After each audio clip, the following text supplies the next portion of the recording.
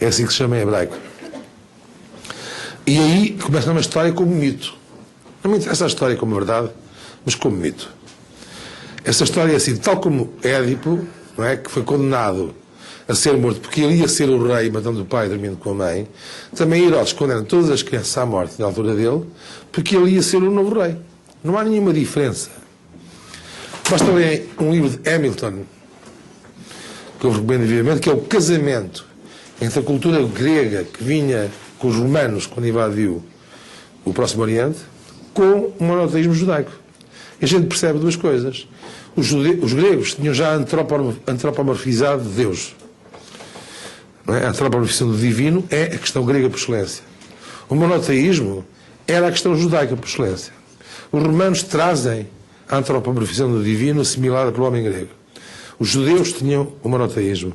O casamento de uma da coisa com a outra resultou no cristianismo. Não é? Bom. Mas isso também é uma parte pouco interessante, porque o que é interessante aí é que conta a história de Édipo. Ele, tal como Édipo, não é? Vai substituir o pai, tem que ser morto por causa disso. Mas é salvo por quem? Por José, que convém não esquecer que José não era um carpinteiro.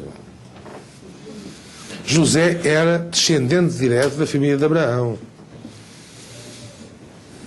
Era um carpinteiro descendente direto da família de Abraão. Já agora, como explicitar que essa história que dizem que quando Cristo foi falar com os doutores da igreja e sabia tudo, isso é uma coisa que os judeus praticam há mais de 5.000 anos. Faz parte da cultura hebraica. O filho varão de qualquer família judia tem que saber ler e escrever e contar. Essa é a razão do sucesso do povo judeu. Tal como Cristo, os miúdos tinham que saber ler, escrever e contar. Imagina o que era isto no mundo há 5.000 anos atrás. Que era um mundo de bárbaro, analfabeto. Porquê que os judeus tiveram sucesso? Porque sabiam ler, escrever e contar. Aliás, aproveito para dizer que já que estamos numa universidade, hoje aprender a ler, saber escrever e contar é também perceber a história do mundo, cruzar realidades, perceber a vida tal como ela é. Mas então qual é o sucesso? Porquê que na Coreia, que são ateus, porquê que no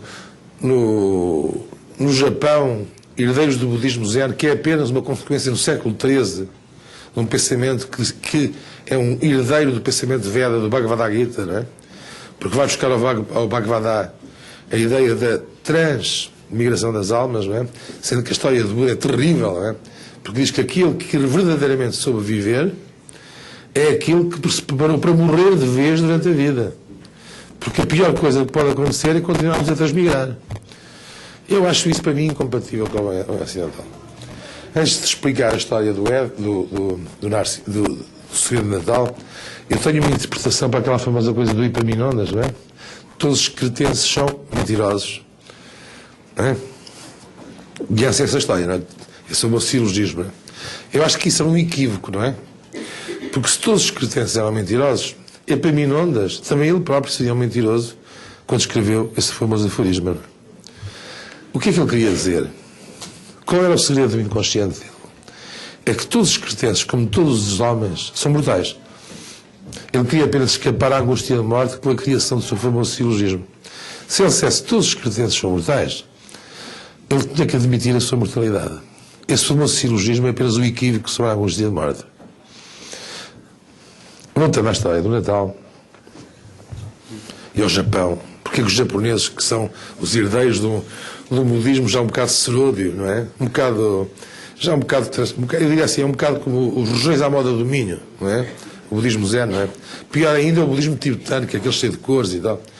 Isso resultou daquela divisão que se passou depois da morte do Buda, não é? Entre os que ficaram no pequeno timoneiro e os grandes timoneiros, não é? Os que lhe deram a palavra de Buda pura, que disseram que Buda era apenas um homem, que tinha ensinado apenas. Provavelmente foi ele que começou os monastérios, que levaram depois no cristianismo à criação de monastérios, e aqueles que acharam que o budismo tricolor, aquelas coisas estúpidas lá dos tibetanos, os europeus tanto gostam, nos caminhos de Katmandu, isso é bom para os negócios das máfias tibetanas. Não é?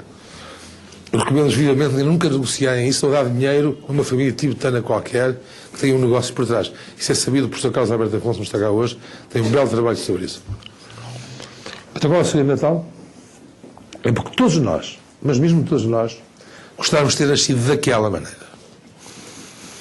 Todos nós gostaríamos que o nosso pai ou a nossa mãe tivessem olhado para nós quando nós nascemos como Leonardo foi olhado pela sua mãe. Todos nós, mesmo todos nós, teríamos a aspiração suprema, narcísica, do narcisismo de vida, de que o nosso nascimento tivesse sido para os nossos pais e, portanto, epocou-se para toda a espécie. O momento em que nos glorificássemos. Glória. Glória porque nasceu mais um ser humano. Quando eu fui médico no casão, médico militar, entenda-se, eu nunca tinha feito um parto. Tinha aprendido com o velho professor Albertino aqui em Coimbra como é que se tirava um bebê, que era um boneco da barriga, não é? Mas ele tinha-me prevenido uma coisa, mas assim, olha, a obstetrícia é a única especialidade médica que começou antes da medicina, porque as mulheres já pariam antes de haver medicina, não é? Bom.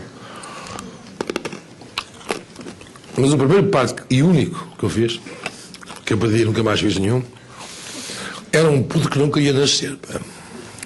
Foi, se não fosse a enfermeira Vitória, que era cabo-verdiana, que sabia fazer fórceps e ventosa, o puto tinha morrido. Pá. E eu fiquei ali feito parado, feito parvo, a ver fazer aquilo tudo, porque eu não sabia fazer aquilo. Ele tinha feito aquilo em bonecos. Pá. Eu tinha feito aquilo numa pessoa. Ora, o mais engraçado dessa história é que no fim, quando o bebê nasceu, eu ouvi uma canção cá fora. Eu vivia, o Casão faz parte de uma zona onde viviam duas populações, os Tchiuco e os Luena. E a canção era Tchiuco. E eu perguntei a tradução. O que é que estavam a cantar? Eram mulheres. E a canção era muito simples. Era uma canção de Natal. Era: bem-aventurado o dia que nasce esta criança, porque cada criança que nasce é a humanidade que continua. O segredo do Natal é nós termos a esperança de, quando nascemos, os nossos pais olharam para nós com esta convicção profunda, básica e simples, de que nós éramos os seres mais importantes do mundo porque nascemos deles. O segredo do Mané, que eu apenas me limitei a desenvolver, foi antes do acidente brutal que ele teve, em que lhe disseram um dia: não vale a pena, desliga a máquina. Ele está aqui hoje assim, porque foi olhado assim pela mãe dele. Muito obrigado.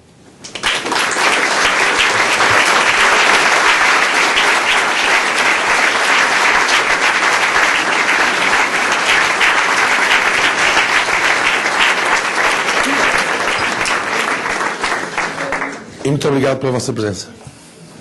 Ora, se quiserem pôr alguma pergunta. Antes de terminar, gostaríamos de oferecer um presente com simpatia e com disponibilidade. Gostaram?